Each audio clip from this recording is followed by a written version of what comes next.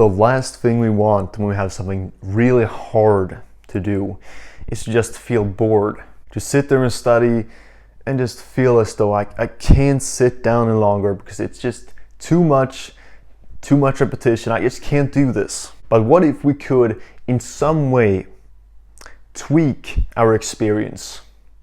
Take that boring experience that is the same thing all over again and the thing that we don't really want to do, such as school or some kind of work, and implement a tactic to instantly make that thing more enjoyable to do. Because if things get more enjoyable, they will get easier to do. This is not just about having fun, because yeah, we have to do hard things, we have to do boring things sometimes. It's important, it's good for us. But sometimes it gets too much, but we still need to sit down and do it. And discipline is always going to come in handy.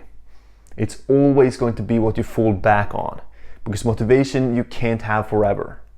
Yes, you can motivate yourself for a short bit of time. Motivation can be that short burst of energy that can push you over the edge, make you sit down and make you enter into the deep work zone, in the flow state. If we can find a way to motivate ourselves, we're of course gonna take it. The way I found out about this method was that I sat down to do some math, have a math course in school a few months back. I just couldn't do it.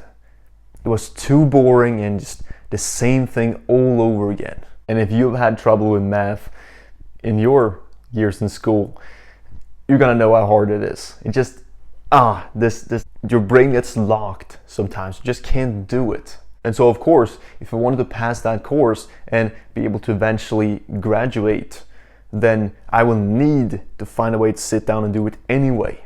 Because no matter the discipline I had, if I sat there for hours, I still couldn't figure things out. Around the same time, I listened to a podcast with Chris Williamson, the Modern Wisdom podcast. In this podcast, he had a guest, Eric Weinstein.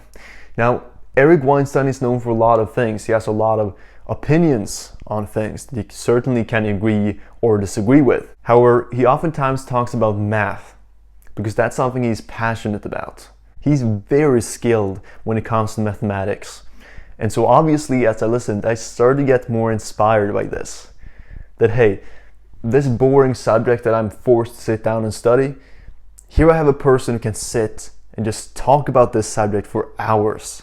Hearing him, how excited he was to talk about it, and it really is inspiring that someone can find this boring subject so interesting. The next time I sat down with math, it went as per usual. No motivation whatsoever, so I just sat there for some time and just couldn't do stuff. But then that podcast episode came to my mind of Eric Weinstein, and I told myself, hey, what if I adopt his mindset to myself? And not just that, but why don't I imagine myself as Eric Weinstein when I sit down and do math? And believe it or not, but it became a lot more fun. It became more interesting, and it went a lot easier to learn this. Because I sat there no longer as myself, but as Eric Weinstein. And obviously, since he knows the subject so well, things felt easier. And the hard to get concepts, the boring formulas, they now became so much easier to grasp and just learn. And that's when I realized that, hey, this is pretty powerful. Adopting a character, a person's viewpoint of something in order to enhance the experience. And this can be applied to so many areas. So for example, if I'm out running and I can feel my legs burning, I can feel my knees starting to hurt, and I can't push myself any longer, then I can become David Goggins. And instantly I can feel a burst of extra motivation that, hey, I gotta push myself through this. This is hard times, and I gotta go through these hard times because life ain't easy.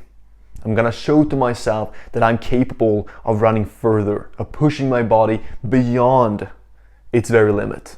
And just like that, I've managed to run much further and much faster than before. Because I don't just think oh, I'm David Goggins. I become him in some way.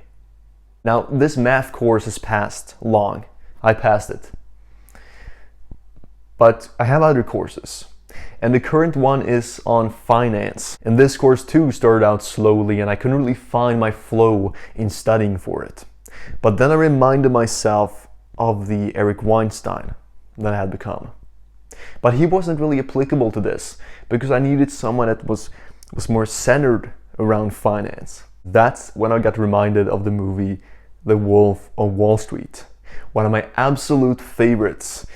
And yeah, there's a lot of things going on there, not just about finance, but that's like the main topic. That's where everything stems from in some way. So when I sat down to study finance, I saw myself, I imagined myself, I became in some way Jordan Belfort. And yes, this is the thing with these kind of things, that we shouldn't aspire to be these persons per se, that I shouldn't start doing all these habits, you know what they include, but rather when things are getting hard, we can use these characters, become them, and make things easier and more enjoyable. So suddenly when I sat there as Jordan Belfort, I felt the urge to study harder and study more. And I imagine myself just walking up on the scene, have my employees over here, and we've made $22 million in 3 hours.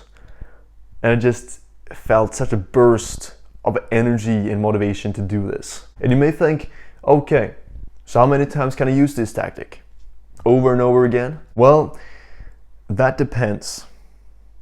Some days it's gonna be hard to do things even if I imagine myself as this character. But given that I have had enough sleep and just been covering a lot of other areas, I've been meditating and such, then this oftentimes, most times, works phenomenally.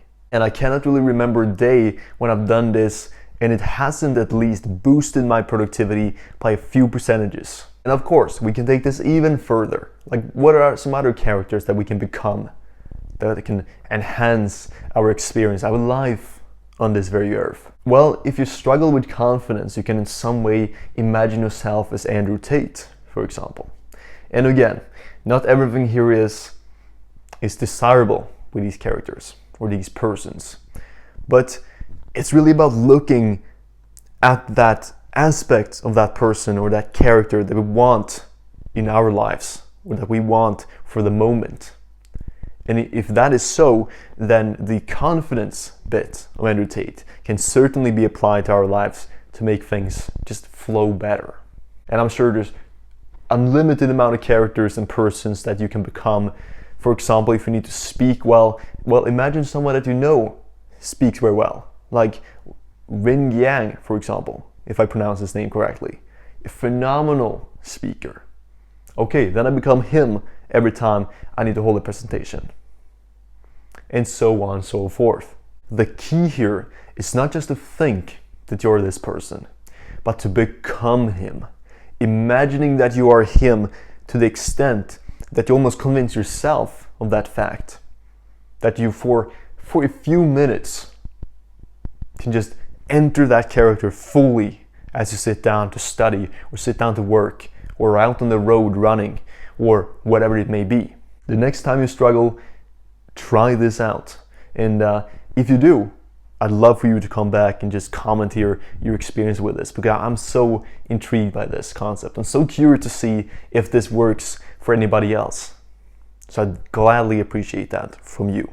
Now, time is moving quite fast here, and I need to study some finance. So let me become Jordan Belfort, and we'll take care of the matter.